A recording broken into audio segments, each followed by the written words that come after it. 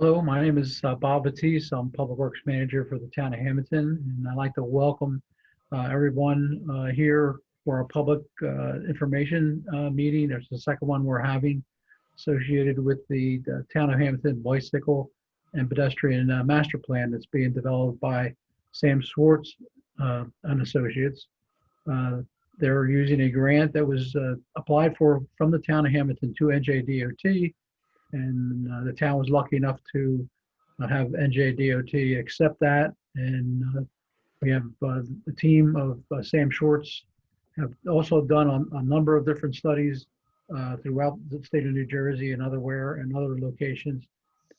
They're concentrated on the town of Hammonton now. They have done some additional field work within the town, and also have looked at the comments that they've gotten already from residents of the town and interested people that are interested in getting the town of Hammonton more bicycle and pedestrian friendly.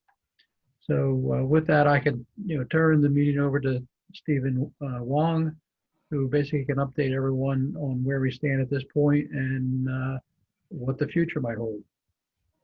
Thanks, Bob. Good evening, everyone. My name is Stephen Wong. I am the Sam Schwartz project manager for this planning study for the town of Hammonton. And joining me, in addition to folks from the town of Hammonton, including Denise Mazzio. From Sam Schwartz, I have Andrew Lappett, Zeke Mermel, and Samantha Donovan, and as well as Bill Revere, who is our project manager at NJDOT. And on behalf of all of us, would like to welcome you to our second Public Information Center. So just a couple of housekeeping items. We have everybody on mute to cut down on some of the feedback and background chatter. But if you do have some questions, please let us know. If you are watching this streaming on the Zoom meeting, the Zoom webinar, you can submit your questions to the Q&A box, and we will answer those towards the end of the meeting. But if you're watching on Channel 9, you can also send us your questions through email to info@townofhammonton.org, and those will be put into that same Q&A box. So we will, everyone will be able to see the questions, and we will respond to those as we get to the end of the meeting.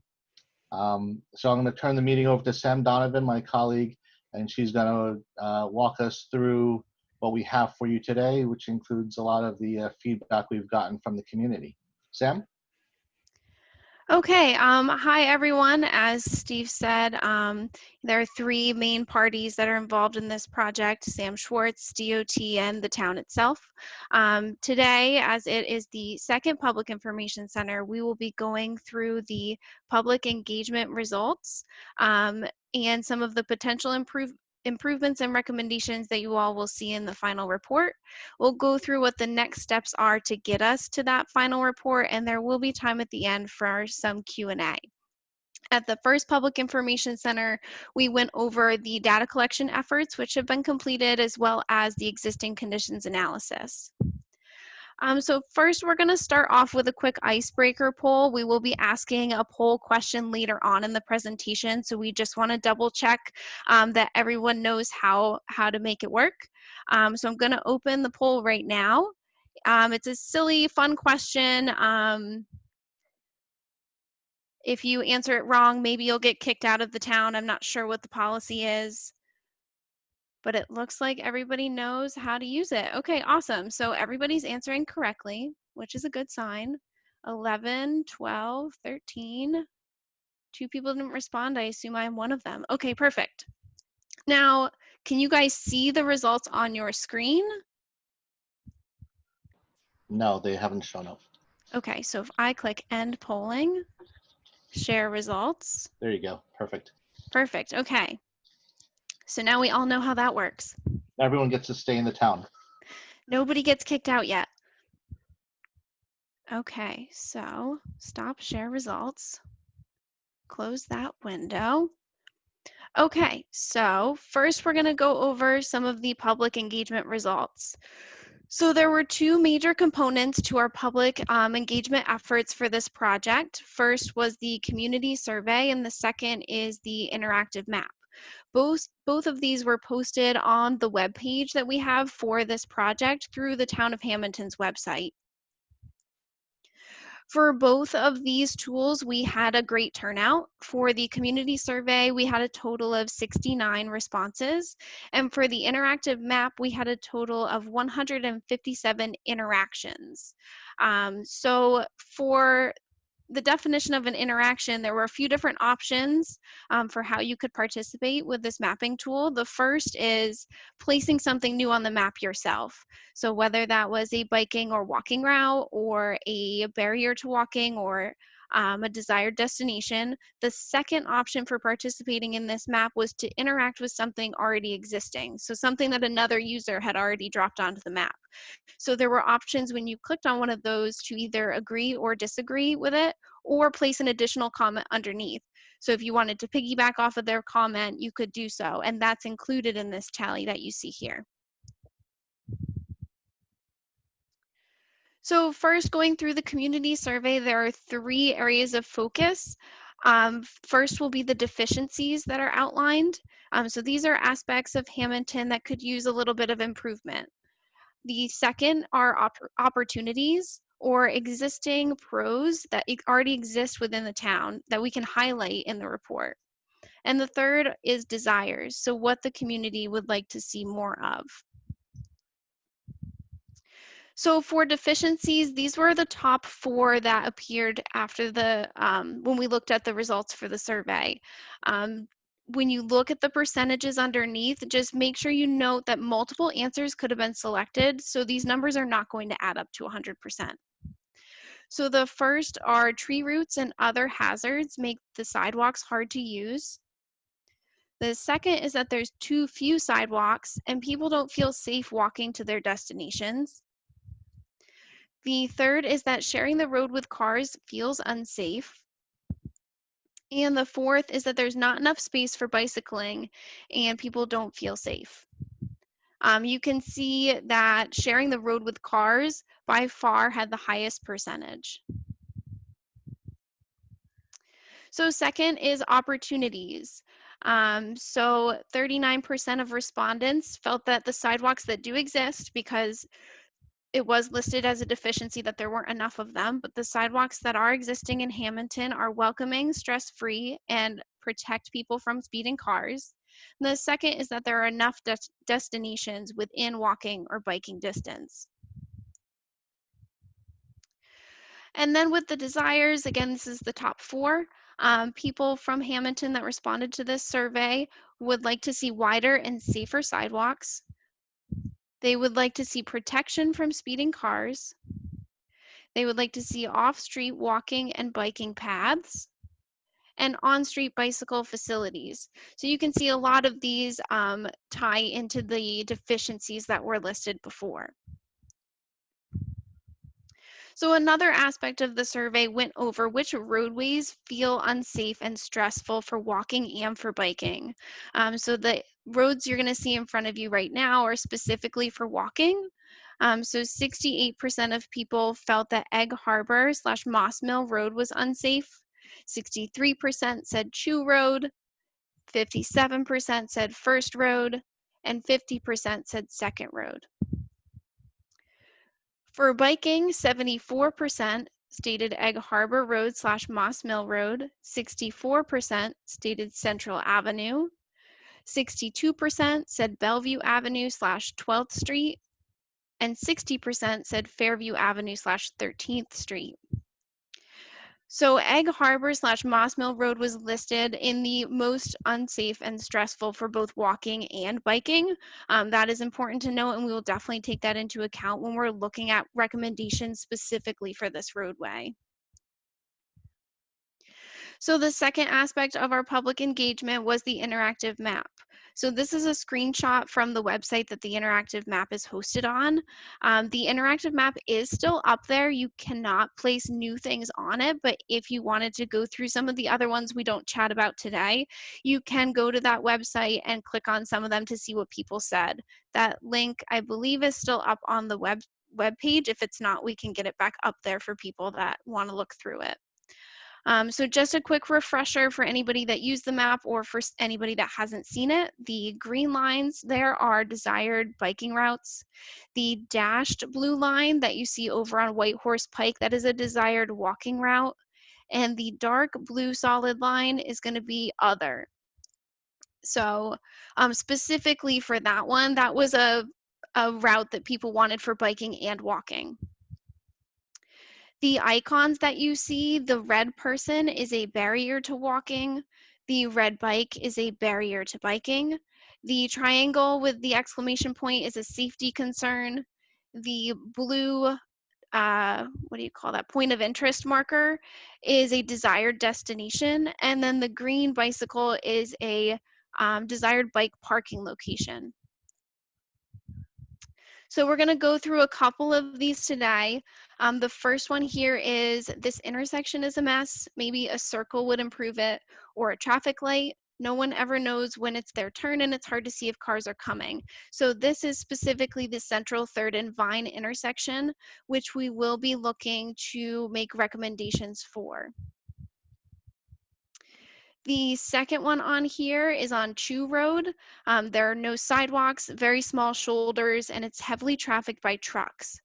So part of our existing conditions analysis effort was to conduct a sidewalk inventory and assessment on the priority corridors that have been defined by the steering committee, our meetings with the town, and feedback from you all.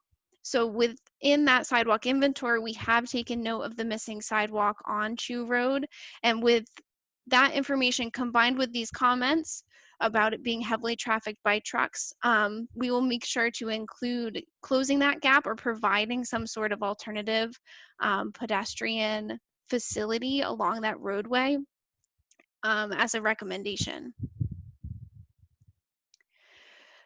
The third comment that we're going to pull out of here today is that there is a need for a crosswalk and possibly a pedestrian activated light at this location to ensure safety of people crossing from or to the pizzeria, the brewery, and the tavern. This area has become extremely popular, and the increase in pedestrians and cyclists gathering there raises safety issues. This is something of a south entrance into the downtown, and we need to find a way to slow down auto traffic as they enter this area. So this is a great comment because this is something that we don't know as consultants coming into this area. We need that taste of local expertise to tell us exactly where you're seeing these issues. So now we know to look at this location because of all of these restaurants here to make sure that we can ensure pedestrian safety. So now that we've gone through both the survey and the map, we will go through some of the different recommendations. And again, you're going to see things that were listed as deficiencies, desires, things from this map popping up in terms of the recommendations that we have to offer. So we're going to go through all the different types of recommendations. The first and probably the largest portion will be bicycle facilities. We'll also talk about ways to better connect to transit. We'll discuss traffic calming measures, FHWA proven safety countermeasures, as well as pedestrian vehicle safety treatments. So for bicycle facilities, we're going to go through 6 different types. These will go in order from low speed, low volume roadways to high speed, high volume roadways. So again, for anyone who was on our first Public Information Center, you may remember that we did conduct a bicycle level of traffic stress analysis that we used to determine whether or not these are low volume, low stress roads or high volume, high stress roads. So that analysis takes into account traffic volume, the speed of traffic along these roadways, roadway width, and several other characteristics. So the first bicycle facility is going to be a shared lane marking or a share row. These are best for low speed, low volume roadways that have a limited right of way available. So there's not enough space for a bicycle lane, but you definitely want to still have that facility available. The second is going to be an advisory bike lane. Many of you probably are not familiar with these. They are used throughout the US, but there aren't a lot of examples in New Jersey itself. So these, similar to share rows, are used on low volume, low speed roadways that have a limited right of way. The difference here is you still get your 5 feet of bicycle dedicated space, but we take that space away from the cars. So the travel lanes available, or the travel space available for the vehicle, dramatically decreases. And we are going to watch a video that explains that in depth and shows you an illustration of it. The third is a bicycle lane. So this is going to be your typical 5-foot lane beside moving traffic. These can be painted green. They do not have to be. We use that in the graphic just to make it pop a little bit more. But at the end of the day, the choice of whether or not it is painted is up to the municipality or the county, depending on the roadway. The fourth type of bicycle facility is a buffered bicycle lane. So this is exactly the same as the typical bicycle lane, except for the buffer space in between the bicycle and the moving vehicles. This buffer space can be a physical barrier, or it can be just painting on the roadway. Sorry, I don't know if you guys just saw my cat pop his head up. He's being a little difficult. So again, the buffer can be physical or it can just be painted stripes on the roadway. An example of a buffer could be a plastic bollard, could be a planter, it could be a parked vehicle. A lot of the times now you're going to see sidewalk, bicycle lane, parked vehicle, moving traffic. So that is also an alternative. The next bicycle facility is a two-way cycle track. This is very similar to a buffered bicycle lane, except you have two-way traffic for the bikes on one side of the roadway, rather than having it separated on both sides. And again, with this buffer, it can be a physical buffer or painting on the roadway. And the last type of bicycle facility is going to be a shared use path or an off-street path. So this is completely separate from the road right of way.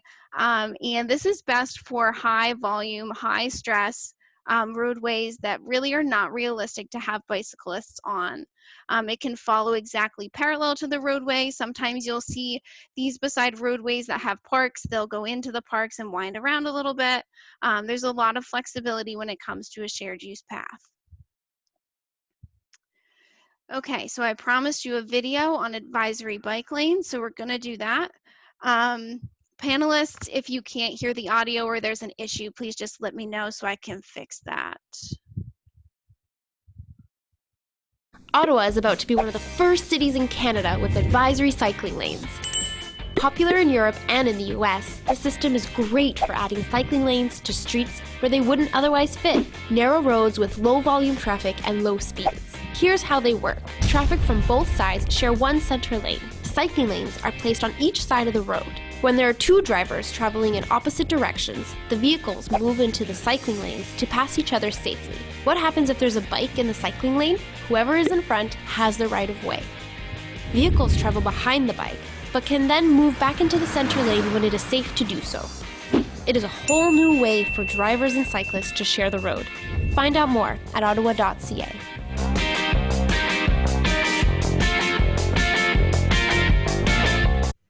Okay, cool. So that video and the animation that goes along with it is really the best way to explain advisory bike lanes if you've never seen them before. They are really cool and they work super well on roadways that are confined in terms of the space available to dedicate to bicyclists. Oh, and now my slide won't change. Here we go. Ottawa is a Oops. Okay. So now we're going to go through a few examples. The cross sections that you see in the top right corner are by no means what is going to be recommended at the end of the day in the final report. We have several alternatives that we are currently developing for each of these roadways. So this is just to serve as an example to help you all picture what could happen and what we could recommend. So the first example that we have here are bicycle facilities for Second Road. Because of the limited amount of right-of-way, Sharrow is probably the best fit for this roadway. And you can see the example in the top right corner. The second example here is on First Road. So First Road has a little bit more right-of-way for us to work with and can potentially host 5-foot bike lanes, one on each side. And again, this is not the only alternative. So this roadway could also see Sharrows, or well, it doesn't really have space for a buffered bike lane. So the options would probably be between Sharrows and regular bike lanes. And then the third example here is on Broadway, and this is an example of where we could implement advisory bike lanes. So here there's a limited amount of right-of-way. As you can see in the top right corner, the travel lanes individually would go down to about 8 feet, but that gives you 16 total feet. So if there's only one vehicle going in one direction and there's no oncoming vehicle, there would be no issue with that car traveling down the roadway with a bicyclist or two, even one on each side, going down Broadway. Okay, so this is our second poll. So this is just going to ask you for some of your personal preferences in terms of bicycle facilities. So I'm going to launch that now. And I'll give you all a few minutes. Maybe a minute.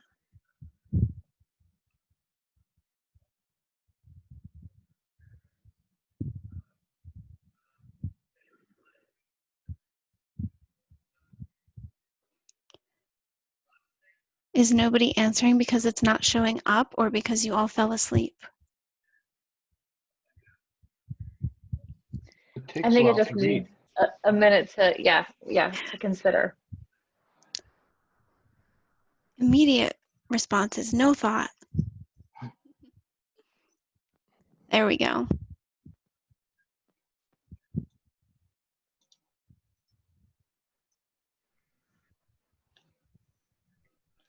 So while people are going through the poll questions, what we typically try to do is look for the best bicycle facility that fits within the space given. You know, from a safety standpoint, you know, obviously the off-road path is the best, right? Because there would be no conflicts with vehicles and other roadway users, so they have a dedicated space. But those take up room, and there needs to be available space for those types of facilities. And when that, you know, so when the available space is not there, we then now look to the next one, which are a cycle track or a protected bike lane or something like that. So, you know, we kind of step down to the most protected, to the one where you're at least having some kind of facility, because some kind of bicycle facility is better than none at all. And we've seen that in the past with regard to crash data. So generally what we look at are safest to, or the most protected to the least protected. But in some cases, really it also depends on the type of roadway it is. And for the advisory bike lanes and Sharrows, again, the thing to remember is those are low volume roadways where you know, traffic is very light, and there should be little to no impact to traffic operations. Okay, so it looks like pretty much everyone answered this. I'm going to end this and share the results. So these are cool.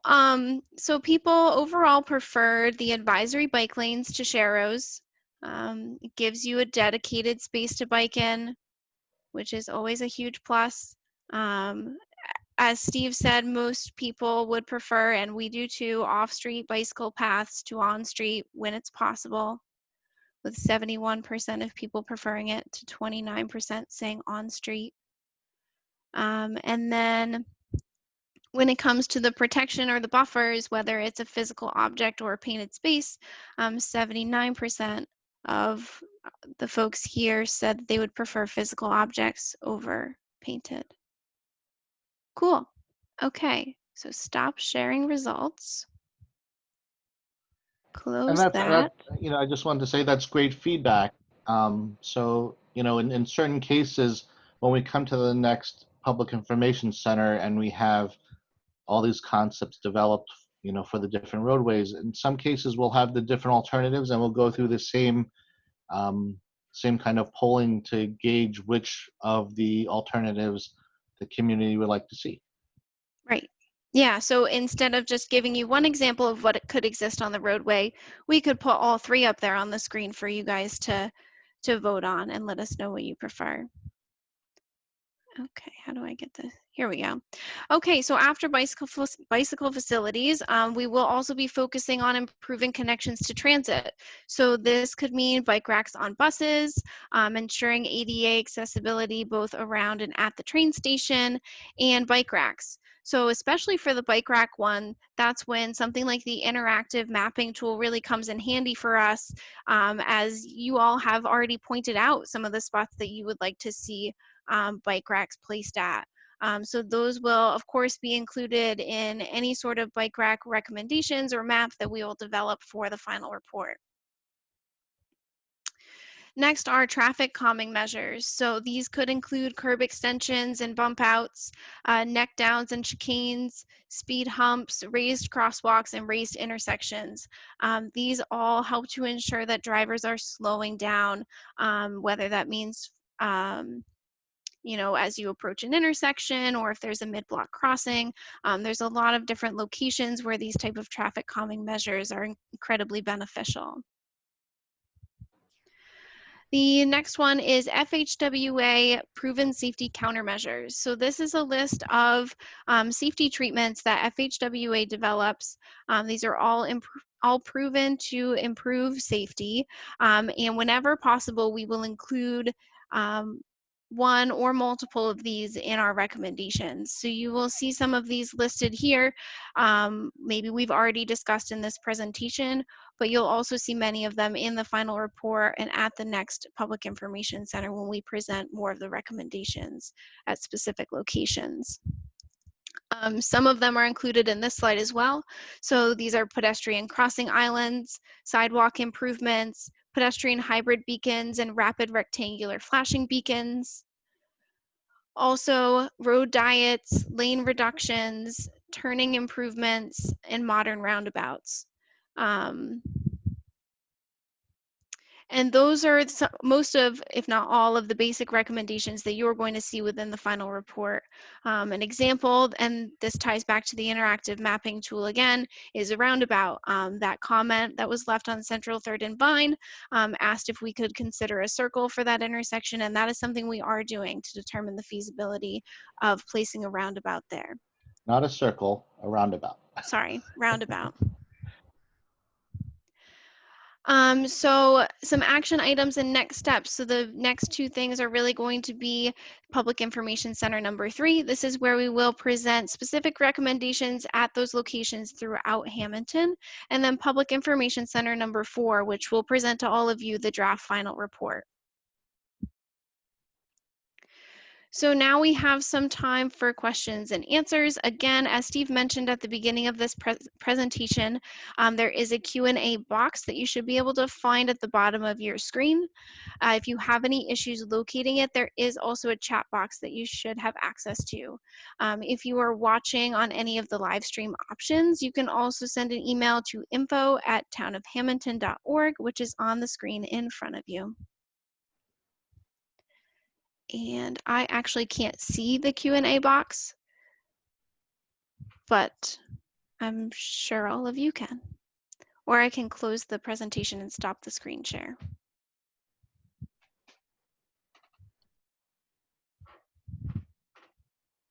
Sam, can you just go back to the traffic calming measures? Sure.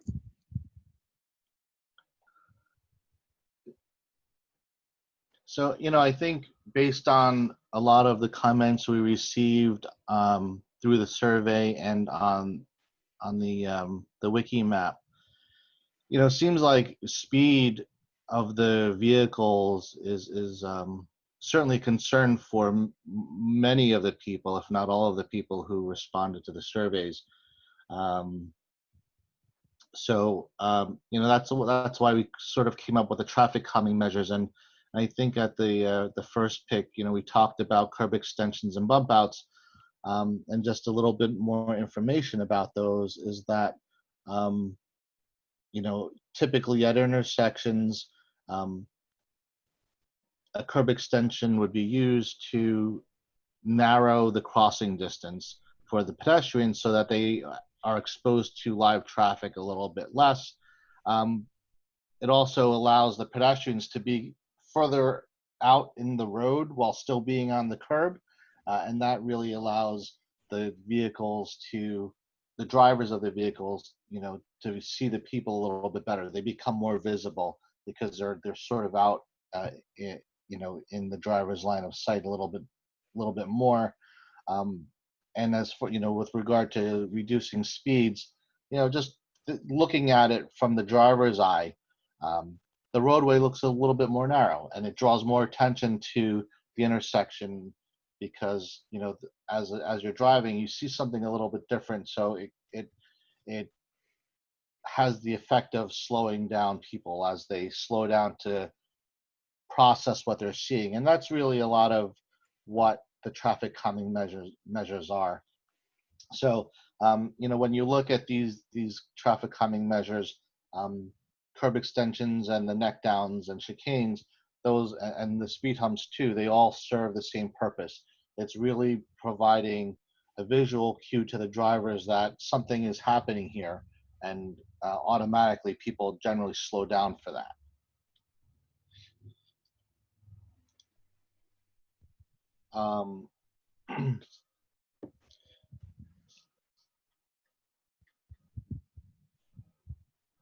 So let's see. So Zeke, you can see the Q&A box there because I cannot on my screen. Yeah, so if you all look at the bottom right corner of your screen and click Q&A, you should start to see all these questions populating for those of you who can see the Q&A icon on the bottom right corner.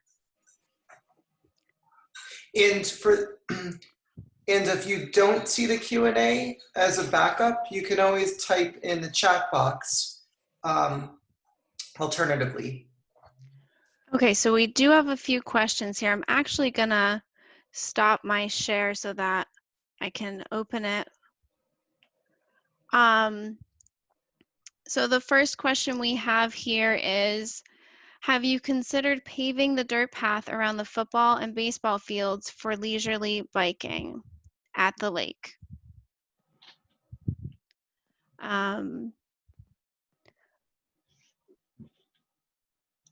Bob or Denise, you may know more about that path. I'm not sure if that has been something that is being considered by the town. It's definitely something that we can look into. I'm not familiar off the top of my head with the specific path that is being mentioned here, but we will definitely take a look at it and consider recommending that it be paved if that is something that would make sense and increase ridership for sure. I would just say, one comment about that is, for the most part, we are looking at making connections to the different parts of the town. As if it's just something that's sort of going around the fields, it's something that we can look at as a connection point. So the majority of what we're looking at are trying to make the town connected. And it sounds like that path would be something that we would want to try to connect to. Right, and there's a follow-up comment just stating that it's a good connection to a different path, the Forest Lake path, for walking by the lake. So making connections is definitely important, and that's definitely something we can take a look at. The next question that we have here is, I didn't know about the live map and didn't think any, and didn't, I'm not sure what that is, but I would like to see a good crosswalk at Fairview over the railroad tracks. It's the main crossing on that side, and cars turning left to go north on Fairview often take the wide turn. Okay, so we've definitely been looking at those intersections at Fairview over the railroad tracks. So that's not going over, I think, at the time of taking the survey. Okay. So we're definitely looking at better connections to get to the train station. This is going over the railroad tracks, so like a pedestrian bridge is what I am assuming you're looking for. We are considering pedestrian bridges over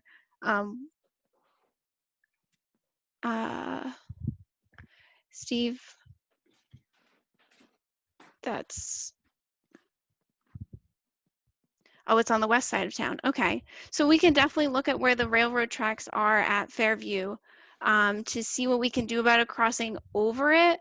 Pedestrian bridges like that are usually fairly expensive, but we can definitely do maybe a concept for that area and see what our options would be to make that a safer area at that intersection.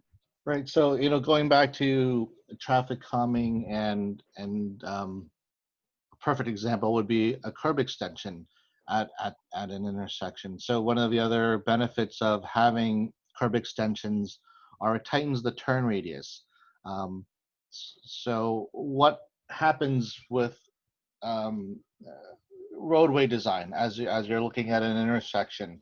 The more gradual the turn, the faster people go, and they will generally kind of slide out, right? Because they're taking the turn a little bit faster. So what we do with the curb extension is you're tightening that turn radius. So to make the turn, they are forced to slow down, again, as a traffic calming measure, but also it encourages slower turns around the corners. Again, safer for pedestrians as they're crossing, as they're crossing. Some of the other types of things, we can look at. So I see that they're saying there's no sidewalk. So again, that would be also talking about including ADA compliant curb ramps and things like that. So generally, if you have a crosswalk, you need to have something on either end of it to cross to, right? So that's part of the idea is to take a higher level look and looking at the network connections, adding crosswalks, and as well as completing sidewalk networks. So it's all interrelated. There was a follow-up as well that tractor trailers are common on all of these roads, and that accommodating the trucks while also changing, adding a bicycle facility may not allow trucks to be accommodated anymore. So let me just chime in there, because Yeah. also, when you're talking about truck traffic and lane widths, and even for buses and things like that, we tend to try to keep the lanes lanes a little bit wider. For buses and trucks, if you're thinking about how wide they are, you're not just talking about the body of the vehicle itself. The mirrors also stick out quite a bit too. So you want to be sure to provide sufficient clearance. So if there are two buses or trucks that are approaching each other in opposite directions, they're not going to knock each other's mirrors off, and they're not playing mirror tag. So those are also considerations when we are looking at designing bicycle facilities. That being said, there are other options and alternatives to, again, if we were to use something like a Sharrow, we're not narrowing travel lanes or anything like that. We're just marking out areas and providing that visual cue to drivers that bicycles are permitted in certain areas. And in the case of Sharrows, they are permitted to share the lane with vehicles, trucks, buses, and cars. So it's all a balance, I should say, right? We do recognize that cars and buses and trucks do need to use the roadways, but this is about complete streets. This is about making the road safe for all users. And that includes bicyclists, pedestrians, and people that may have disabilities that cause them to cross slower, cross roadways slower than others, or people in wheelchairs who need a wider path to move about town and things like that. So again, it's all a balance, and that's part of the challenges that we have, is to strike a balance and find the best, or at least the option that will provide that mobility as well as maintain a certain level of operations for all of the roadway users. Okay, so the next question that we have here is, as a bicyclist, my problem is drivers who feel that they have the right of way over bicycles. This town is car driven and there is so much animosity with bicyclists. They are seen as people who can't afford cars when they are not wearing spandex. How can we change the culture? I know it's not the same in other parts of the country.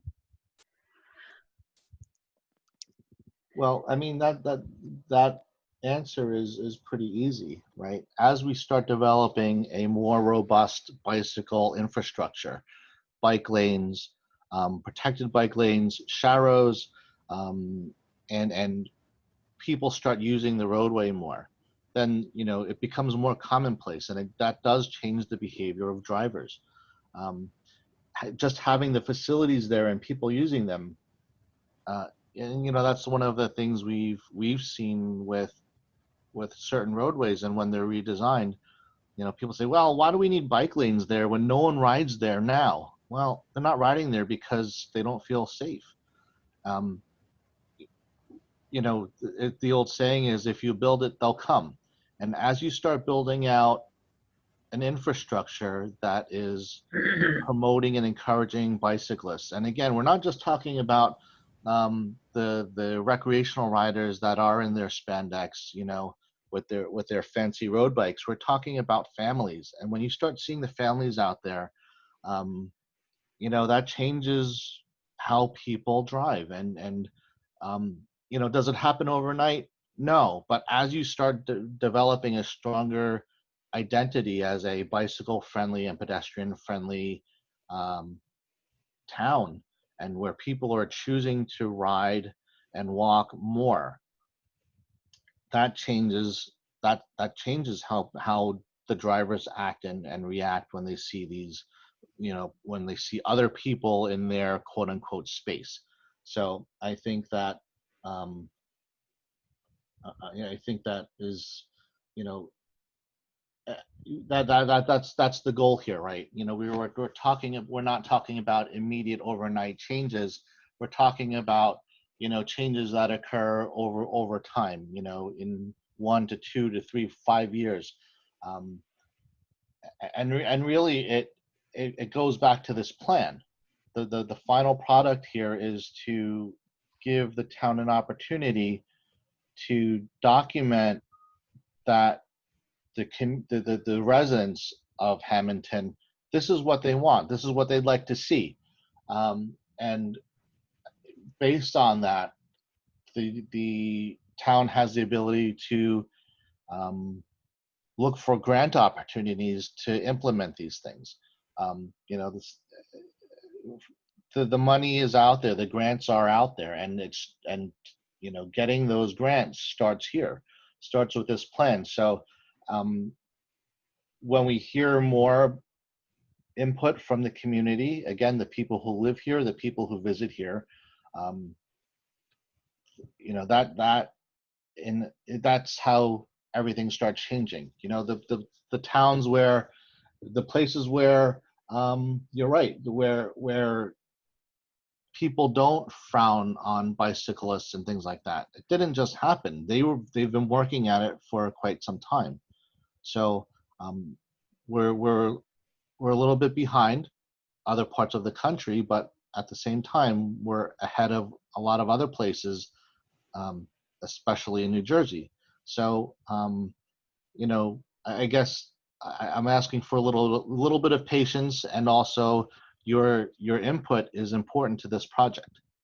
And another thing to add to what Steve just said is just kind of thinking about how you make a place more safer for bicyclists, how to improve and advance the bicycle network. We often talk about the 3 E's, and that's engineering, enforcement, and education. And if you advance the 3 of those in various ways, you're encouraging a more robust bike network, which hopefully speaks to the last question that was asked about how you can advance the bicycle network. And my last point on the 3 E's is that these advances in street safety, reducing rates and injury and fatalities, it's just about engineering, like building out these things that have been mentioned in the past hour, enforcement, like how you can balance all the street users, and education, how you can teach people throughout town, whether you're a driver, a bicyclist, or pedestrian, how to act on our streets and all to for everyone to get along. So that's the 3 E's. Yeah, if I can just add to this as well, and I want to add to the answer of the question about the culture change, as well as a question that was submitted a couple of minutes later, which is, are there any measures that can be taken to encourage or incentivize car drivers to respect pedestrian crossings on Bellevue and downtown? It is rare that a car actually stops, in my experience, at crosswalks. So as Zeke said, there are these E's of pedestrian safety, and it's I need to pull up here because I've had a long day here, but it's education, encouragement, enforcement, evaluation, and engineering. And as part of these planning studies, we don't just make infrastructure recommendations. We go into making recommendations from an educational and encouragement and an enforcement standpoint, sort of the non-infrastructure components of this. There are programs out there that can help change the culture in Hammonton. There's programs through Cross County Connection Transportation Management Association located in Marlton, who provide educational services for free, such as Safe Routes to School programming. When there's, for example, Safe Routes to School education, you're talking about going into the schools, having them go into the Hammonton schools, providing this education, providing these materials, and then bringing them home to parents. And so, the parents become more aware of these things and become more aware of pedestrian safety, specifically for students. There are other programs out there, such as there's the Be Street Smart program. There's programming administered by the New Jersey Division of Highway Traffic Safety that specifically focuses on pedestrian and bicycle safety. One example is, I don't know if anyone's heard of Cops in the Crosswalk. It's kind of like a sting operation where you might have seen them on YouTube before. They've been doing Cops in the Crosswalks for a while, for maybe a little over a decade now, where, you know, as you may know, in New Jersey, drivers it's the law for drivers to stop at a crosswalk with a pedestrian in it. Not yield, but stop. So therefore, it'll be kind of like a sting where they'll have like a decoy person crossing the street or attempting to cross a street, and if the driver doesn't stop, you know, the police will pull them over, not cite them or anything, but usually hand them a you know, some sort of educational pamphlet on the stop and stay stopped in the crosswalks law in New Jersey. So there are resources out there. A lot of times they're free resources. So I just wanted to add to the fact that, yes, you know, it's not just about the infrastructure, and we'll be recommending, you know, where you can find these educational opportunities for Hammonton.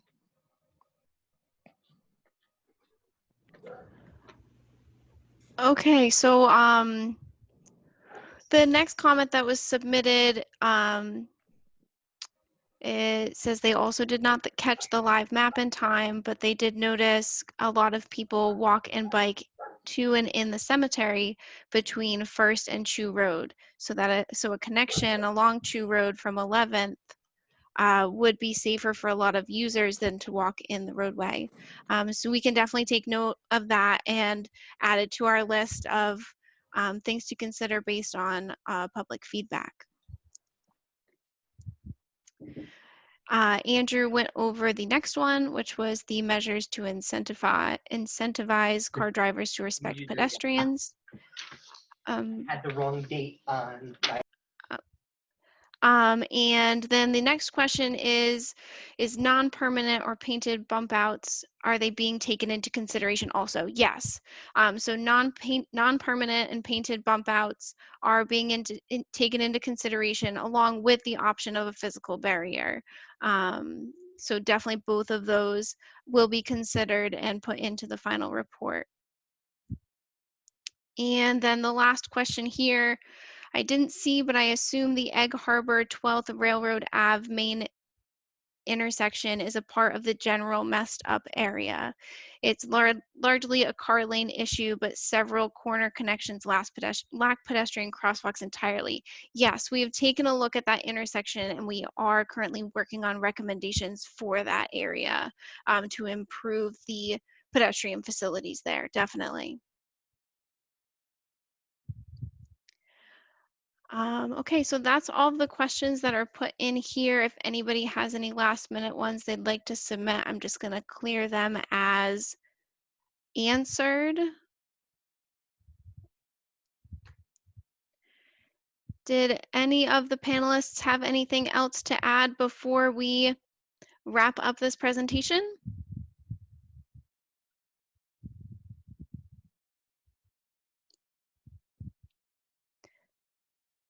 No, okay. Nope, I think we're good.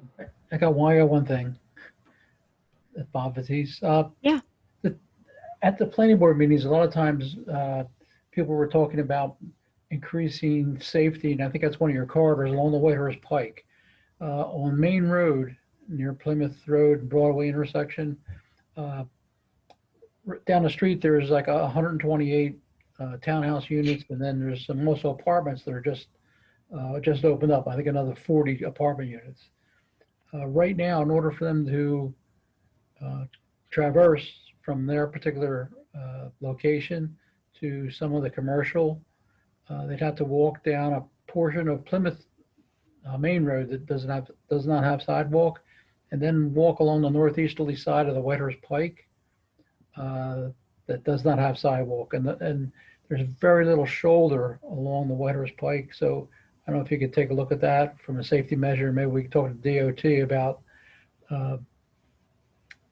possibly considering that as an avenue for at least pedestrian traffic.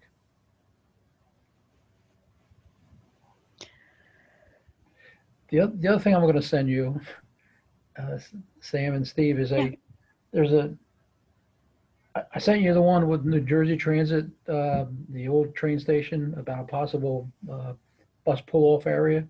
Mhm. There's also a couple different maps I'm going to send you that there was an old Reading Railroad that went from 12th Street and actually went from Philadelphia all the way to Atlantic City. It's abandoned now, and there's some sections of that's now owned by Consolidated Rail that we might be able to access. Remember that park that we were talking about on Lincoln Street about possibly using that? Yep. Well, this abuts that, so we might be able to link that to the bike path that the town is presently going to be constructing. And Sure. Yeah, definitely send that all our way so we can take a look at it. And maybe we can use Green Acres funds to, construct a bike path or a walking path in that location. And that would be like a separate, it would not extend along any side of any roadway or any kind of traffic. So that would be a safe corridor for people to consider. Yeah, definitely. That sounds great. Definitely send that our way so we can take a look at it and see what we can include. Yeah, thank you. Mhm. Okay, so with that, I guess we will wrap up this presentation. Thank you to everyone who attended. Definitely keep an eye out on the webpage for this project for announcements on the next public meeting. We will also post the recording of this Public Information Center for anyone who may have missed it. You can send it their way, or if you feel like rewatching it and listening to my voice for half an hour again, you can also do that. And I think with that, enjoy the rest of your evening, and hopefully we'll see you all again soon. I generally rewatch it when I have trouble sleeping. Oh, yeah. Thank you all very much for all the time and effort that you put into this presentation. We appreciate it. No worries. This is a great project. It's fun. Thank you. Have a good night, everybody. Bye, everyone. Thank you. Good night, everyone.